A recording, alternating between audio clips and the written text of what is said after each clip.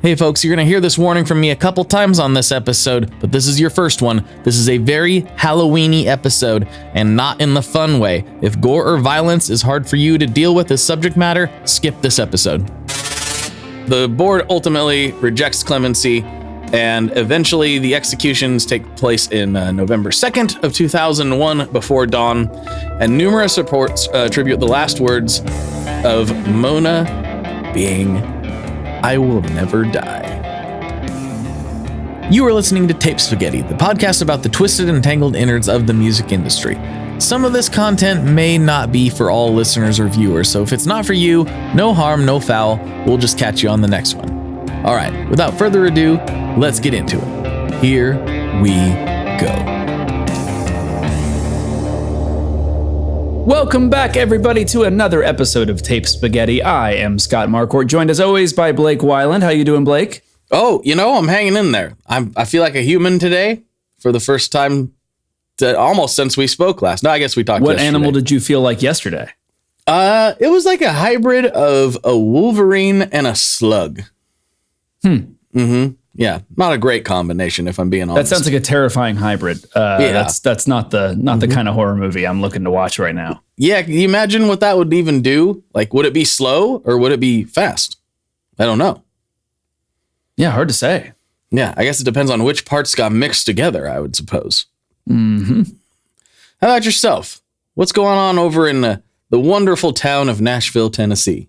Oh man, I'm hanging in all right myself for all different reasons. Been a busy day all around. It's just one of those days when the whole world, everything decides it needs something all at once, and everyone realizes it needs it from you, and they all let you know they need it now. Yeah, it's funny how that happens because I find that like you go through periods and it's getting rarer and rarer. Where it's like, I had an unexpectedly free day today, where like I had all this stuff and maybe something fell through, the main thing fell through, and now I'm like, wow, I'm left with not much. But if that happens, it is guaranteed that it will be followed by more than you could possibly get done in 24 hours here very, very soon. That's the pattern that seems to hit for me.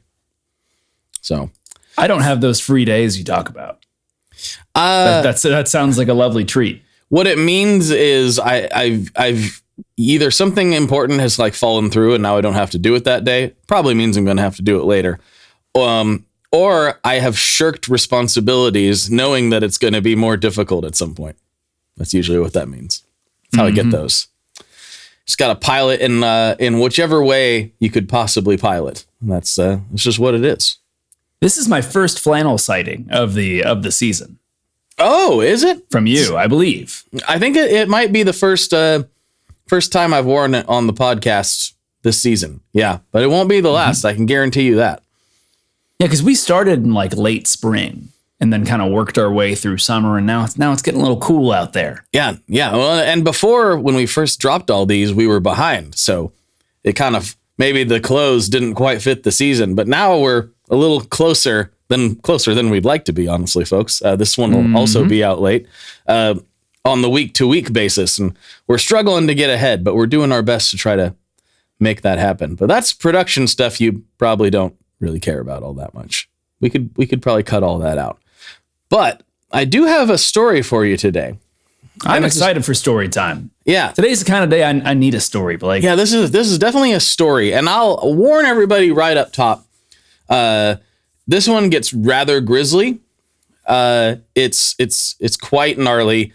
And it's definitely not going to be the type of story that everybody likes. Let's just say sharp objects are involved.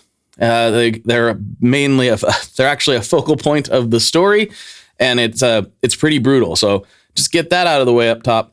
Also, we got another one. We're visiting another country of which the language I do not speak. So we're going to Malaysia this time. And I've never been to Malaysia. Me either, but we're gonna, metaphorically go there for this episode. And it's just a crazy story. And the other warning I will have for you is this is not it is directly musical related, but it's a little more like what happened after the music happened in this situation. And it kind of explores some of the the trappings of celebrity and getting caught up in that world, and how it can go very, very wrong when you get the wrong idea. So I do want to go ahead and tell you the story as it was relayed to me, more or less. But first, I need to ask you, have you ever heard of a lady named Mona Fandey? I have never heard of a lady named Mona Fandey. Well, that's probably good for you. That's about to change, I sense. That is definitely about to change. We were talking about her quite a lot on this episode. Now, let me just get my screen organized so I can go to my notes here. But we're going to take a step away from her for a second. So let's pretend, Scott, that you are an assemblyman. You're a politician of sorts in Malaysia in the early 90s. And you're going, man, I really want to get to that next level. But it seems like things are slipping for me a little bit. Maybe the people don't resonate with my message as much as they once did. Maybe there's, I don't know, just there's something off. My political career is starting to stagnate and I need to fix it. What do you think maybe you might do in that situation if that's you? Start a war. As an assemblyman? I declare the war on the next town. They shall not take our honey business. I'm just saying that tends to work pretty well for politicians. And that's why you're a smart fella, because, I don't know what I would have done, honestly, because I try to stay out of the politics. But no, Maslan Idris, he was just that. He was an assemblyman and he was a lifelong political person. He always wanted to ascend to higher and higher levels. He liked his power. He liked his notoriety. That was his only goal, was to become a more and more powerful politician. And he had that happen. He said, I just don't see this as going to happen for me. Well, he starts asking around. When you're a political person, one of the things you do is rub elbows with people, the rich and famous quite often. And maybe you might ask, hey, I saw you got this big contract. How did that happen? Oh, hey, I saw you did really well in that election. What do you attribute that to? And he's asking around. And more than a few people said, oh, well, I got some help from Mona. And he heard his name, or heard her name, rather, a bunch of times. And so he's going, I guess I got to talk to Mona. Now, Mona was Mona's some sort of like Tammany Hall, high-level power broker in this in this world, I assume. I mean, it's not exactly that, but it does appear that she has powers maybe that are not of that nature, if that makes any sense. So, Mona was a pop singer. She was, as far as I can gather, not the most successful, but successful enough that you can find videos of her like performing live, and it's a big production, and she's got all these crazy dresses on. She has this really striking look. Some people said she was very beautiful. I'll be honest, the photos I saw when she was younger, okay, I see where you're going. As time went on, I think she looks rather scary, and I'm not sure if that's the context of the story coloring my view, or if she genuinely looks kind of scary. I'm trying to figure that out in my own mind. But to me, she looks a little scary. But regardless, she looks striking. She's somebody you would definitely pick out of a crowd type of person. And so Mona has like, for the listeners at home, as someone who's like experiencing this fresh, she has these sort of like sunken eyes as she gets a little bit older that are kind of interesting. And these like big cheekbones. A very unique look for sure. I can see like some photos of her younger, and she still sort of has that vibe, but it's definitely different. Yeah. So, but regardless, like she's somebody you're going to notice for sure. And so she has this career as a pop singer to the point where a lot of people in Malaysia know who she is. She obviously didn't break out and become a big success over here, though we'll see she does become a nationwide phenomenon at some point. But at this point in her career, is all of her music in Malay, I presume? Yeah. Okay. Yeah. Yep. As far as I know, I didn't honestly dig too deep into her specific song stylings, because I think that's more of the setup for how she got to where she is versus the meat of the story, really. But the point is, she was known. Like, a lot of people were familiar with her music. They'd seen her on TV. And again, if you saw her at the grocery store, you'd be like, who's that? Even if you didn't know who it was. So what is she doing with all these power players, right? Well, Mona started working as a bomo, which we would more think of as a shaman. Like, so I'm going to use that term just because us and our listeners would have a little bit better idea. But for all intents and purposes, that's what we're talking about. So she starts working in like the mystic arts, and she has supposedly done all these rituals for people to grant them more power, more fame, more money, more whatever they're after. She has done all these rituals for all these people, and they all say the same thing. She's really, really expensive, but it does work. Look at me, you know? So it's worth noting, and I don't want to speak definitively on this because I am not from there or from this time frame, but it seems that that kind of practice was just generally more accepted back in the day, even in the 90s. So after hearing multiple ringing endorsements from people that he trusts and he can tell are actually like doing these things, he decides, all right, hook me up with Mona. Let's do this thing. So they get connected, you know, and of course these things don't just happen overnight. These are, you know, there's a lot of conversations and, well, what do you mean? You know, what do you want? There's a lot of setup and blah, blah, blah, kind of feeling each other out. And Mona finally pitches a package to Maslin. So her and her husband and her partner. So there's 3 people involved in this. I guess it takes a lot of work to perform these rituals. So we have Mona. I want to know so much about the rituals. Yeah, we're gonna get into the rituals. So Mona is the main person. I should have noted that is her stage name, which you probably could have guessed. She was born Nur Mazna Ismail, and then her husband is Muhammad Noor Afandi. And so I'm not going to pronounce these right the whole time. They seem to, in Malaysia, I'm not super familiar with the culture, to be honest. They seem to go Muslim by country. Yes. You have a lot of like Ishmael and Muhammad and whatnot. Yeah. But it seems like in the stories I'm reading, everybody kind of drops the first name and they say the what appears to me to be the middle and last, and they just call him that. So interesting. Yeah. Okay. So he's referred to mostly in the articles I was reading as Mona Fandey, and then Jeremy Hassan is the assistant. So we've got Mona Fandey, Muhammad Noor Fandey, and Jeremy Hassan all involved in this. So they sit down and they pitch a package to him.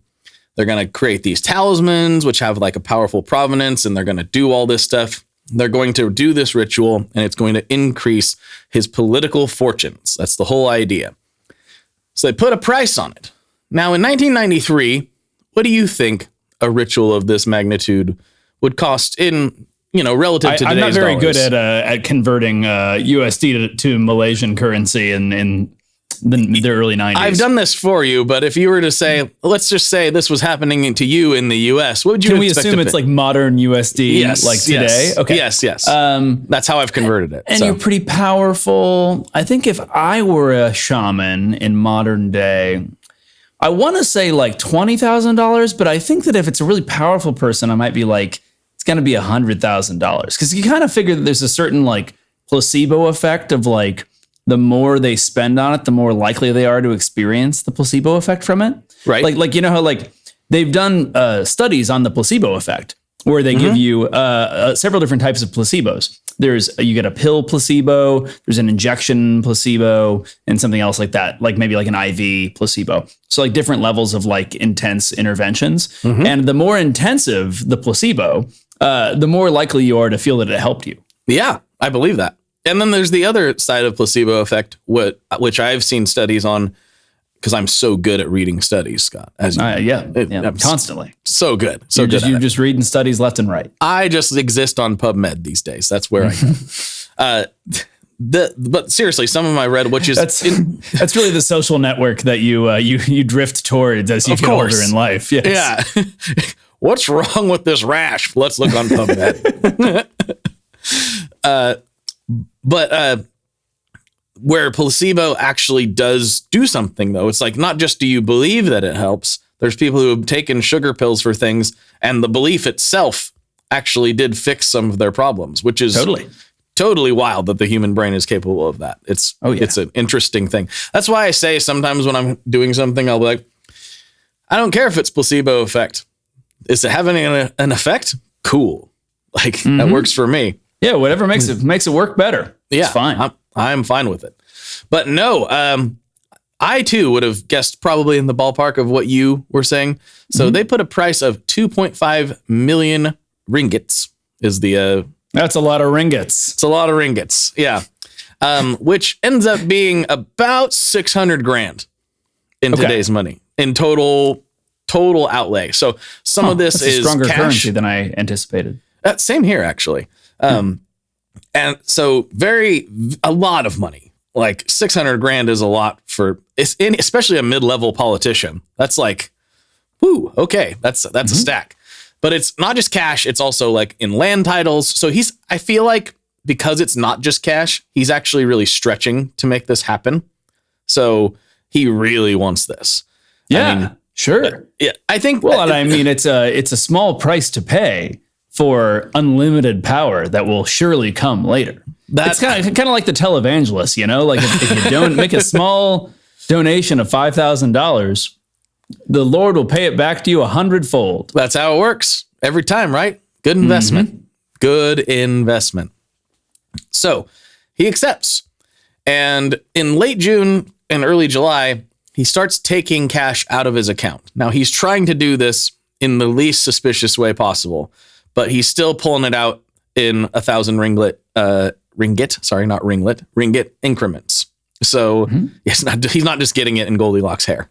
He's getting it in cold, hard cash, and he's pulling it out in big bills and just kind of trying to do it as casually. Oh, no, I just need this for stuff. And just keep it in the mattress, Keith Whitley style? Literally. Yep. Okay.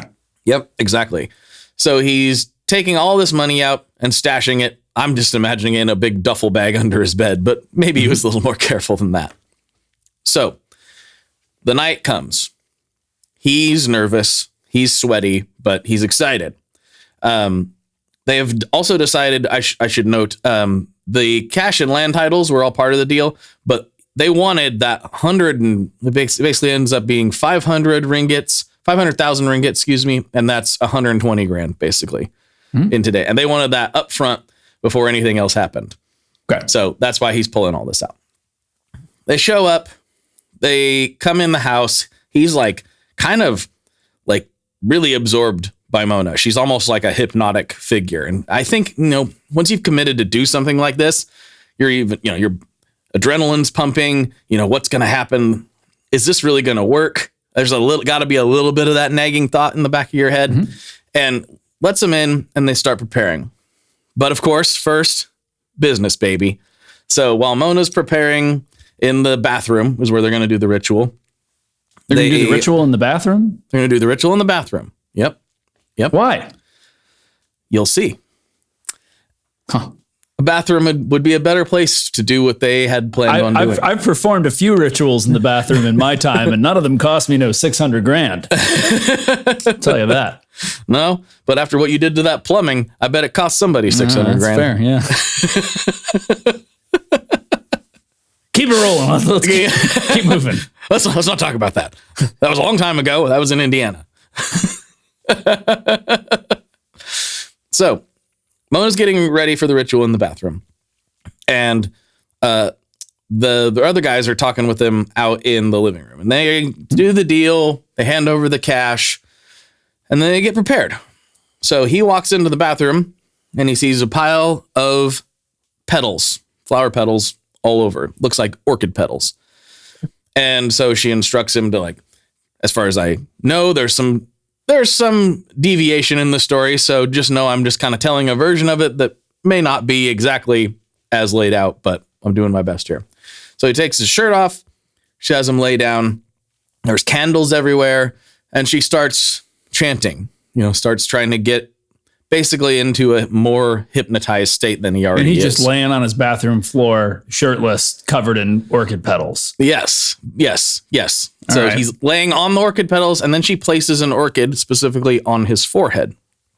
So she's doing all this dancing and waving of the hands around, and she's telling him, this will be great for you. This is going to improve everything. And she's kind of humming and singing, and she just has this way about her.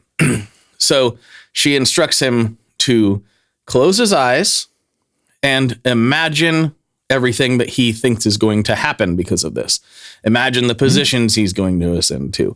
Imagine money literally falling down upon him. She wanted him to imagine coins and cash literally raining from the sky down where he is laying, and just keep picturing that. So this is just The Secret? You remember the book, The Secret, the Oprah's book club?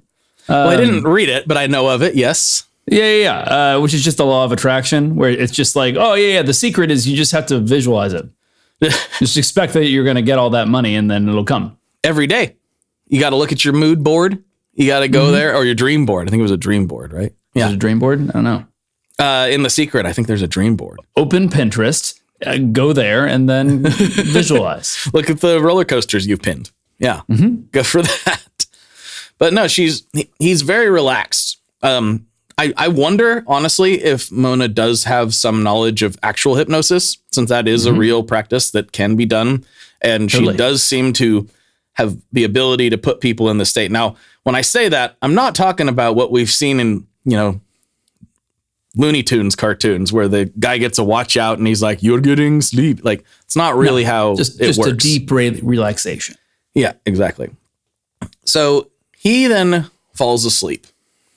And that is the last thing that Mazlan will have ever experienced. Because after that, they cut his head off. The what? They do what? Yeah. They chop his head off while he's laying there on the bathroom floor. Mm-hmm. God, you really pulled that one on me. Yeah. I didn't see that coming at all. No, neither did I. Neither did I when I first encountered this story.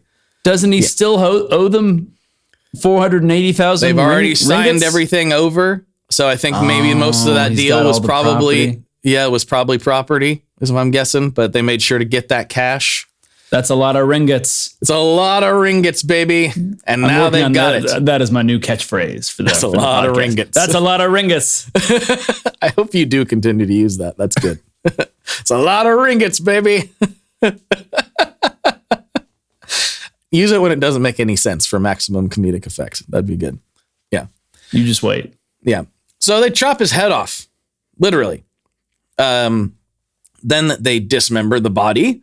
What did they chop his head off with? Axe? Like a machete, or? So it seems like it was an axe. Building like a whole guillotine. The French Revolution. Thank you, guillotine. Yes. Thank you. Yeah, they didn't quite go with the guillotine route. I believe it was just a large, heavy axe-like object because it was instantaneous. He was killed immediately. So he didn't suffer for whatever that's worth, but he was murdered in cold blood. So I don't know that would really make his ghost feel any better. Like, I didn't suffer, but I am dead for no reason. No, that's one haunted bathroom. Yes. So they then dismember the body into 18 specific parts. And there is actually a chart that you can find on the internet that shows the exact way they chose to dismember him. Wow. Yeah. Was it a ritualized dismemberment, or? This ritual was not for him. This ritual was for Mandy. Mm-hmm. She Who's did Mandy? this. Are you in Mona Fandey? Oh, Mona Fandey. Yeah. Have we portmanteaued it into Mandy? I just did. Like, who's Mandy? Yeah, I just did. For Mona Fandey. Mandy. Okay. Mafandi. I won't do that again. I really destroyed the gravitas there. No. No, you got me going. But yes, it was for Mona. She was the one that this was all about the whole time. She didn't do this ritual to increase his riches. Obviously, he's dead. She did this to increase her own. She wanted to be extremely famous. She wanted all the riches. She did this through some sort of dark magical situation that she became aware of so she could increase her own wealth and status. That's what she thought was going to happen. Okay. Yes. So it almost and did it work? Well, she does become the most famous woman in Malaysia for a time, as you can imagine. Spoiler alert. That's how the deals with the devil seem to always go. Uh-huh. Yeah. Yep, yeah. Like, I want to be the most famous person in Malaysia. He's like, you sure? You sure that's what you want? Okay. I will give you exactly what you asked for in the worst way possible. You're going to get it. Mm-hmm. So they bury the body about 6 feet down under a storeroom floor. They cover it with concrete. Boom. Bob's your uncle. Okay. Yep. So immediately, the day after, they go and decide, hey, we got away with it. There's no meddling kids here to interrupt us. And they start balling out of control. Sure. Why not? Yeah, why not? Right. So immediately buys a brand new Mercedes and just a bunch of shopping, buying, I don't know, Gucci bags and whatever. Everything you can imagine that somebody might do once they suddenly come into 120 grand they weren't expecting. That's kind of how the team goes about it here. Additionally, this ties into our earlier discussion. She started doing immediately scheduling cosmetic surgery, which is interesting. I'm not 100% if she got all of that done before she was apprehended, but she definitely started scheduling it, which some people have pointed out as hey, were you trying to change your appearance? Right. Not because you wanted to change your appearance, but because you had to, So who knows? But this is how the body was found. So on July 13th, Jeremy, he is arrested on a completely unrelated drug offense. So he had something on him. He got caught and he is starting to get questioned about that. But also above balling out of control. Exactly. That's when balling out of control goes wrong. That's right. When keeping it real goes too far. Yep. So they're starting to question him. He's not really answering.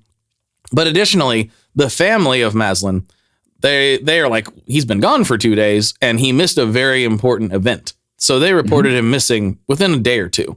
And they were very suspicious because he was not the type of guy to miss anything. And it sounds like he was not, nobody in his life knew that he was going to do this secretive ritual. So they started asking around, right? There were some people that seemed to actually, they maybe didn't know the extent of it, but Mona's name kept popping up. So they're like, okay, what is she up to? And then once they catch Jeremy, eventually, he gives them enough to start thinking maybe we need to, I don't know if they necessarily need the same kind of permitting that we do to go into people's houses over there, but they decide to go in the house. And so they look around the property and they find the cemented burial in the storeroom. They find various knives and, the flowers and the candles and everything. And it's do you think it was obvious that the cement had been done, that it was fresh cement and that's what gave it away? I saw some photos that I imagine they graded the floor. There wasn't just a human shaped outline covered in cement. They put him 6 feet down. So he was in the floor, but it was very much looked like, why'd you do this concrete repair recently? What's this about? Yep. A little suspicious. It's very new.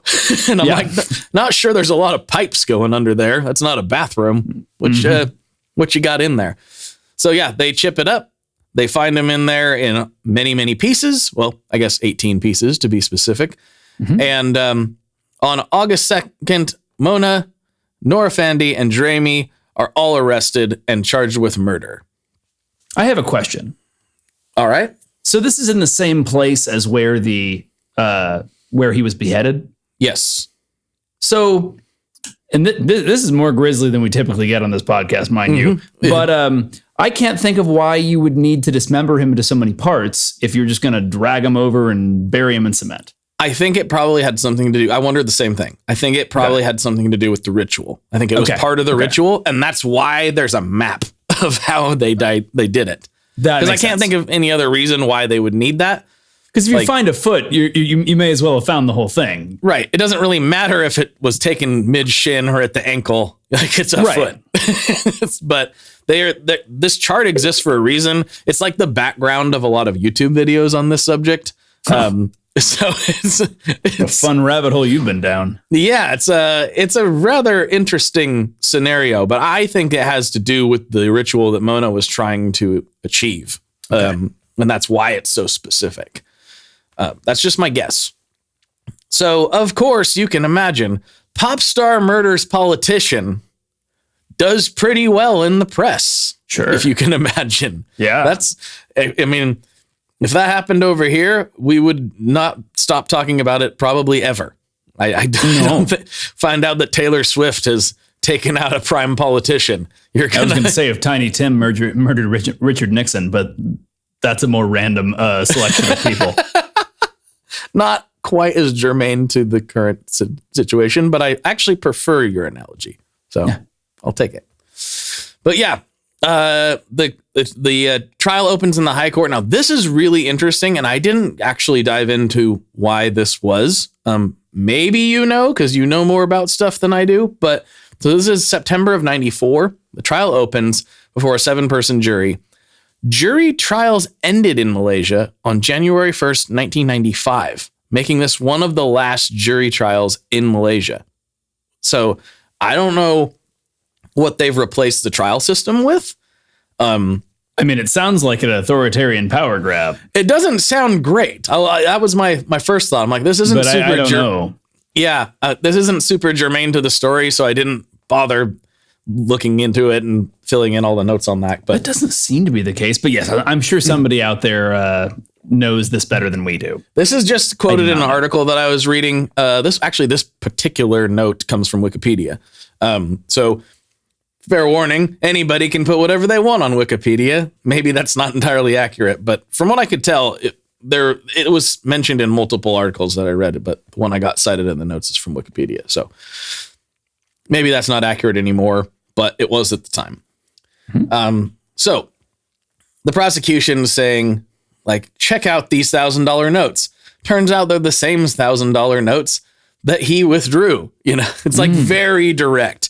And like, they had apparently done some things in the immediate aftermath to take control of that land. I don't know where it was or how it was valued. Hard to exactly. do that without leaving a trail there. Exactly. So, and like, why? And when a person goes missing and you're like, why did they sign over the deed to all this property just beforehand? To this random person that they have never met before. Right. Suspicious. Right. Mm-hmm. So they're going about the rather large body of evidence, including the body itself.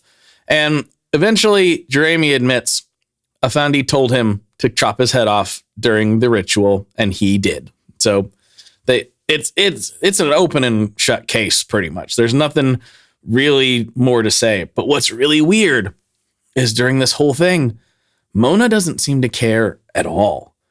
She's mostly in the photos just like grinning and like looking kind of like attempting to like kind of that fake demure. You know what I mean? Like where it's like, oh, I'm so humble, but I'm also really liking being the center of attention right now.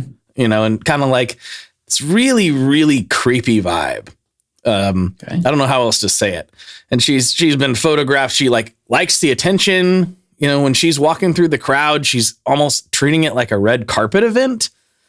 It's almost like. Do you get the sense that she thought, due to her newfound powers, owing to this whole thing, that there was no way that they were going to, that it was going to be bad for her? I don't think so. I think she maybe got exactly what she wanted in some sick way, because she seems like she's very happy about all of this.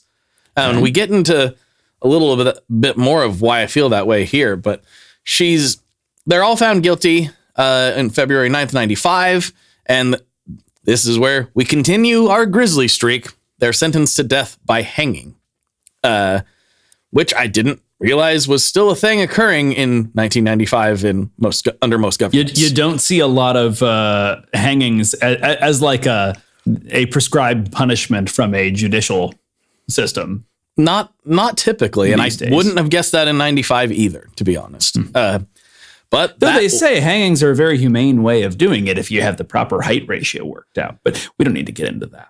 Well, yeah, you got to get the drop right so you get that right. You've picked a Halloween appropriate topic. I did. I was gonna save it, and I was like, no, this is the time of the year. If we're gonna talk about necks popping, we're gonna go do it on Halloween. Why not? So that's what's going on, baby. So they were sentenced to death by hanging, and this is just one of the things. Mona tells the reporters she is happy with the decision and thanks the Malaysian people. Oh, yeah. Happy. Okay. Happy with it. Thank you, Malaysian citizens. You've made the right choice. Huh. Okay. All right. That doesn't quite line up with the fact that they then did some appeals and then were trying to get out of it, but it was ultimately rejected. Now we're clear into 2001, actually. So, oh wow, okay. The circus is kind of over for a period of years. It does appear that, much like our justice system, death row doesn't necessarily mean you're going to be dying very soon. Right. So that just judging on this timeline here, but the board ultimately rejects clemency, and eventually the executions take place in November 2nd of 2001 before dawn, and numerous reports attribute the last words of Mona being, "I will never die." Mm-hmm. But that makes sense. That's kind of the vibe you're getting from all this. Uh-huh. She's like, no. You can do what you think you're going to do to me, but that's not what's going to actually happen. Unless she's saying that her fame will be, immortal. I think it could go either way, right? I think she could be saying, "I will never die," because people will be talking about this the rest of my life. Or is she saying, "I will never die because after I'm killed, my soul will be sucked into, some K-pop star or something." I don't know. Hadn't thought about that. That's very possible. I think either way, reincarnation, maybe she'll become the god of her own small planet. Yeah, there are exactly. All sorts of different things we've dreamt up as to what's going to happen to you after this life. The queen bee in a beehive, who knows, like what she was thinking. I do wonder if either she is meaning, this is what I want. Now everybody's going to know my name on this plane forever. Or is she saying, this is kind of part of the ritual too? Once I die, I will ascend to this next thing. And this is exactly what I want. But while this is a bit of a shorter episode, that is pretty much where the Mona Fandey story ends there in 2001 with a little action at the end. Hard stop at the end for her. But yeah, it like I said, only sort of musically related in that she was a legitimately known pop singer before all this, which is crazy. And this is kind of where I was going to angle a discussion here towards the end. Do you think that this quest for more fame is what this whole thing is around? Whether it's political fame, whether it's entertainment level fame, riches, glory, all this stuff. It seems like it can be so enticing that it will lead people to make extremely bad decisions, because we had really bad decisions, in my opinion, on both sides of this. Obviously, one's illegal and horrible, and one's just a bad decision. But the man's cleaning his bank account, hoping this lady that drops petals all over him has some sort of key to success. And on the other hand, she's thinking, this guy, when I cut his head off, his blood is somehow going to be the key to my success. And it's like, both of those situations, while obviously one is substantially worse than the others, or than the other, they're both tied to the same desire. Mm-hmm. And that desire, I mean, I understand where people want the idea that they want to be famous and they want to have unlimited power and all this stuff. But I think that a lot of people don't actually want that. So imagine if you had done all this, especially in Mona's case, and then it worked and you found yourself in a terrible position of having too much fame. There's too much of a good thing in some of these situations. I don't know if fame's a good thing in the first place. I mean, I think a little light, 15 minutes of fame, might be this cool. And that can be here nice. Mm-hmm. To the extent that I have experienced little bits and pieces of that, it's quite nice. But anyone that's like really solidly famous seems to say it's horrible. The people I always wonder about are like modern reality stars. Yeah. Where there's just people lining up to go on. Like my wife watches these, variety of like junk reality shows during the day on the weekends, and they're just playing. So I catch them. And I wonder about the people that are on those, because like, yeah, people know you get recognized by some folks, but like you're recognized as the contestant on some stupid reality show. Like that's not, that doesn't appeal to me at all. Like being recognized because like, oh, you made that album and that was such a monumental album. Like that sounds really cool. But not just to be famous for fame's sake, Yeah. Yeah. It's weird. I mean, I think everybody would probably say the same thing. It's like, that's the Kardashian model though, right? Famous for fame's sake solely. Really. And then they did some interesting stuff with it once they had that attention. But they didn't do anything interesting before that. No, but that we have seen people be able to turn that empty fame into a spark plug for a lot of other things. You can start with that level of sort of like empty fame and then start like a very successful fragrance company or campaign for president or any variety of things that you could turn it into. Yes. So I feel like we were proved wrong. There is a value in empty fame. You can kind of wiggle it into something. That's true. That's true. And I guess if you're the type of person that can deal with it or even enjoy what most people would perceive as the downsides to the empty fame, then I guess more power to you at the end of the day. But it's not something that I would like at all. In fact, I've referred to this a lot, and I don't know if it's real, but it seems real to me, where somebody asked Bill Murray, yeah, man, I want to get rich and famous. I would love to be rich and famous. How do I get rich and famous? And he was like, why don't you just try being rich first? See if that doesn't solve most of your problems. That's not enough. Maybe try the fame. Yeah. I always think that the my ideal level of like this notoriety question is to be like a small to mid-sized town like weatherman or anchorman. Yeah. Where like when I was growing up in Indianapolis, we had Bob Gregory, who was the guy broadcasting the weather. It's the guy you trusted when it came to big storms and whatnot. But so everyone knew Bob Gregory, and you'd be at a restaurant somewhere, and people would be like, "Oh my God, that's Bob Gregory over there." Right. And you see like, "Oh my gosh." And then you'd tell everyone at church the next day, like, "You'll never believe who was at the Longhorn Steakhouse. It was Bob Gregory. Bob right there eating with the rest of us."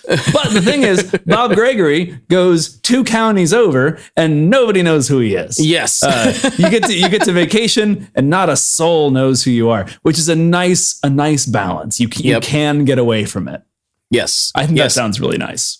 I just, not to just be plugging, but I just dropped a Tone Mob episode with the great Tommy Emmanuel, who, if you're a guitar player, you've probably heard that name at some point. And to our main point, if you're not, there's a chance you haven't. He is an incredible musician, super cool guy, but he actually said that same thing on the podcast. He's like, it's wonderful. I can sell out the Opry pretty much whenever, or any, several thousand cap room across the nation. And I go to the grocery store and nobody knows who I am. Like, that is the sweet spot. You've really nailed it That's the way to be. Yeah. Yeah. But with these folks, I mean, I don't know. It's an interesting story. I wish I knew more about sort of like the mysticism of Mona Fandey, because I'm curious, if she really did think that there was some sort of like specific outcome that was going to happen. She'd become the president or prime minister of Malaysia or something as a result. Or if this was it. It does seem like with all the spending of money and all that maybe this is all she was expecting it to be, with a nice boost of cash and then some fame after that. I think that's all she was expecting. I think when she says, we put different theories out there, but I think the real thing is she was happy with the outcome, and that's good enough for her. And now here we are talking about a rather evil person, to be honest. Like, she's an evil, they're all evil people. And with somebody like her, there is something unique to be said for that. She was a pop star beforehand and had, previously been, in the headlines and whatnot, and then probably seen that fade. She did. That was time. part of it. Yeah, we So say pop getting star. back to being famous can really mean something. That's the thing. We say pop star maybe is a little bit of an attention grabby thing. She was like a pop artist that had some level of success, but she was by no means Malaysia's Britney Spears. You know? Okay. Yeah. She was just known enough that it would probably be one of those people like, oh yeah, I've seen her before. Yeah. Okay.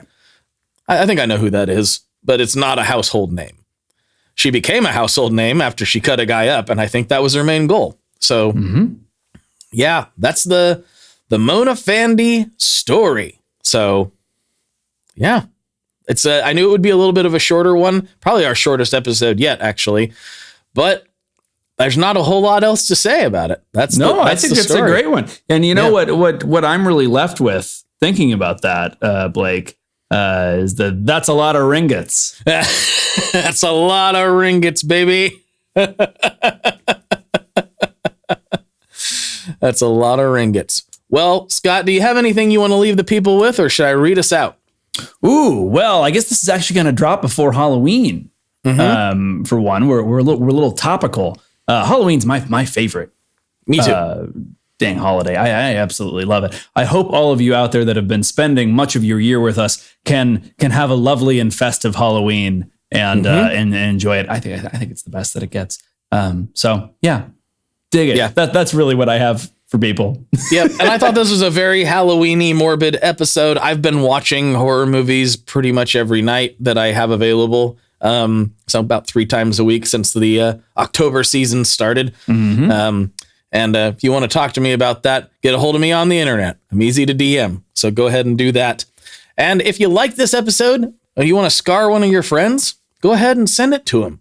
If you really like it, please go ahead and leave us a 5-star or whatever the equivalent is wherever you are listening or watching this podcast on. That's not great grammar. Whatever. You know what I mean. Wherever the words are, go there and leave more words for us. We'd really, really appreciate it. And if you'd like us to go more in this direction a little more often, there's plenty we could get into in the more gruesome side of things. But whatever your flavor is, leave it in the comments. We really, really appreciate you. We really, really appreciate you. And I'll talk to you on the internet very soon.